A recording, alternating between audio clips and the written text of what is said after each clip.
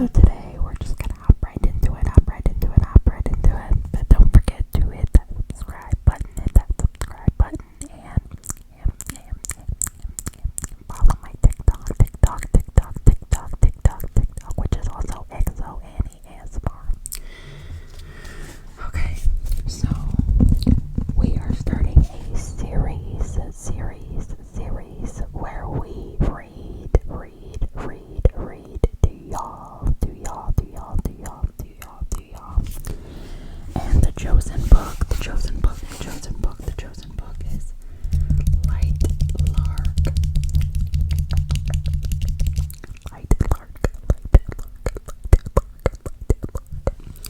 So I figure we do a few chapters for this video, and then we just keep it going. But this is Lightlark by Alex Asser. Okay, 1 second. Okay. We are gonna do this mic setting for the purpose of reading. Okay, let's just start out with a little bit of background of Lightlark. So there are 6 realms, and each realm has its own type of people. So there are wildlings, starlings, moonlings, sunling, and nightshade. And they all have their own curses and powers. So wildlings, the curse is they must eat human hearts to survive and kill anyone they fall in love with. The powers, they can control nature and affinity with animals. Starlings, they all die at age 25 is the curse. And the power is can harness energy from the stars and perform telekinesis. Skylings have lost the ability to fly. Thousands fell to their deaths from the sky. The power is control of wind and weather. Moonling. The sea becomes deadly every full moon. Is the curse, and the power is control of water, healing abilities, and the power to freeze. Sunlings, the curse is will burn in the sunlight. Their powers are control of fire, light, and heat. Nightshade will perish outside after nightfall. Powers vary based on strength, the ability to turn invisible and read emotions. Stronger individuals may be capable of mind control, shadow wielding, and spinning curses. Okay, so that is the background on the curses and powers. So let's just hop right into the prologue. Okay. Bodies fell from the sky like stars that lost their grip on the galaxy. Children in gold burned in the marketplace.